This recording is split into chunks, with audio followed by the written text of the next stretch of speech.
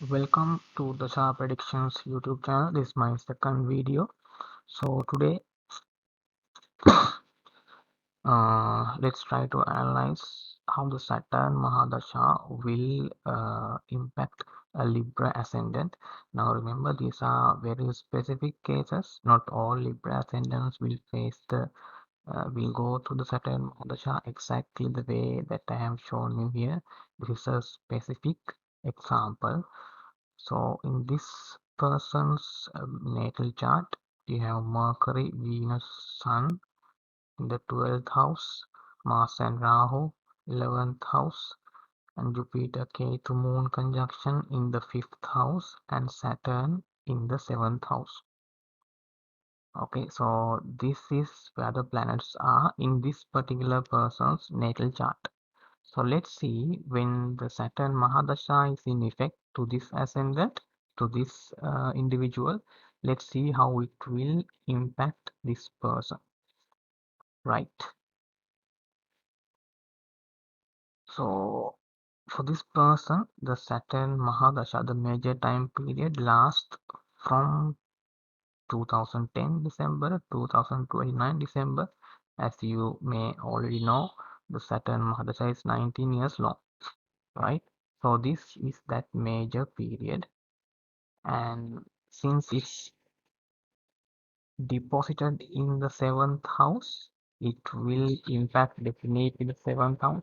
And on top of that, since Saturn has the lordship of this Capricorn and Aquarius, it will impact these two houses as well, because if there are no planets, then of course the sign lord planet will impact that empty house. Just because it's empty doesn't mean you won't see anything happen in these areas of your life. There will be, and it's governed by the sign lordship. So in this case, for the 4th house, so this is Libra and this will be Capricorn. It will be Saturn. Okay, right. And for this one, this is also governed by Saturn, the Aquarius. But the problem is, since the house is not empty, since there are other planets, then it's very limited. The impact is very limited. So Saturn can only can only impact the 7th house, and in this individual's case, the 4th house only. If there is any impact, it will be very minimum to this 5th house. Right, so let's see how things go. Now, again, these are based on my pattern recognition experiences. I have a small program running, so I have run like more than hundreds and hundreds of natal charts. That's how I've been able to gather these combinations and say for sure, at least with a 90% assurance, that how this Mahadasha planet, will it block or will it allow the Antardasha planets to work, or will it block it? So that's from the experience and the research that I have done, right? So from this period 2010 to 2029, the Saturn, and it is good and bad, because if you notice, the 7th house is in Aries sign, and you know in Aries the Saturn is debilitated, so it's not comfortable there, so it may be giving some bad results therefore. But in general, for Libra ascendants, the Saturn is a benefic, a functional benefic. So there will be good and bad mixture of events results.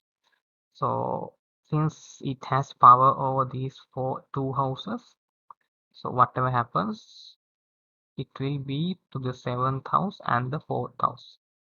So it's a mixture of good and bad, as you can see here. It's a mixture of good and bad.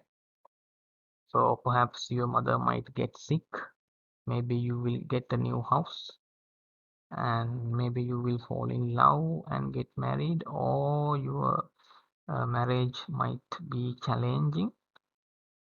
So good and bad things happen will happen. It's a mixture. So that's what you mean by good and bad, right? So and then the Saturn Mahadasha, Saturn Antardasha, the same thing.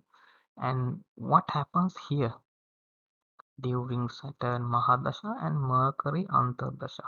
You see, I have marked it as very bad, very bad. So what did I mean by that? What do I mean by that? It means, so this Mercury is in the 12th house right now. 12th house. Now this position is extremely good for Mercury. It's extremely good. It's extremely friendly. It's in fact it's in its own house, and it is a functional benefit for Libra as well. However, since the Saturn is the boss now, the lord of the Mahadasha planet Saturn, it's think it like this. This is the CEO of the company. These are all employees of the company. So if the boss decides, the CEO decides, okay, I'm not letting you work.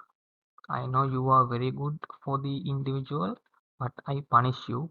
I will not let you work, Mercury. So it will block everything Mercury emphasizes. So in this case, 12th house and 9th house. So let's see how that will impact the individual. So 12th house.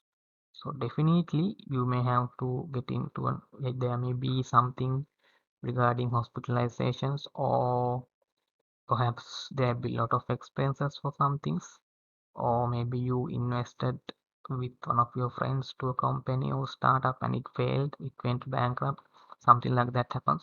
Definitely there will be something that goes bad, horribly bad, with regards to the 12th house. And then what's the next house? The 9th house.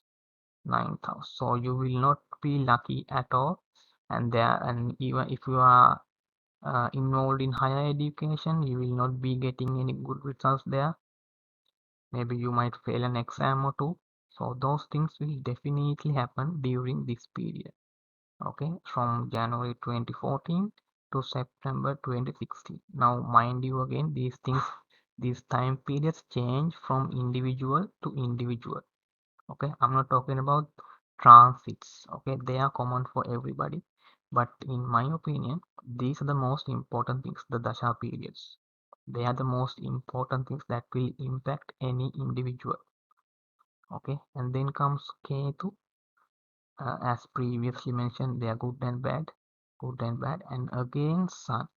And again, I have decided it will be very bad according to the research I have done with the results of the pattern recognition. So it would be very bad, and still it will impact the 12th house because the Sun is sitting at 12th house right here, and so on and so forth. So Moon will be bad. Now when you say good and bad, these are normal life challenges. Maybe you will pass the exam, maybe you will fail the exam. But when I say very bad, something extremely bad will happen. That's what I mean by this. And then Rahu, Mars. So these are the houses that basically these things regarding to these places will be impacted. Now, in the meantime, remember during all this time when all these things are happening, these two will keep happening as well because this is the major time period. Don't forget that. Okay, and at last you have the Jupiter Antaradasha, so it will impact these three places. Again, it will be good, a mixture of good and bad results. Now, let's say about this 7th house, good and bad. Now, can somebody say exactly what event will be good and what event will be bad? Well, I have tried a lot, but there's no way to say that. One thing for sure is it should be regarding some of these things. One or two of these things will be good, one of two of these things will be bad. That's as far as we can dissect the destiny. Okay, right. So, as always, if you want to consult me, please send me an email. Make sure to stick to this format, the birthday and the birth time And we don't need the exact birthplace. Perhaps the district capital would be fine, or the province capital. Well, district capital would be fine, or the closest major city would be fine. Please send it to this email right here, and I have to charge a small fee as well. Right, that's it for today.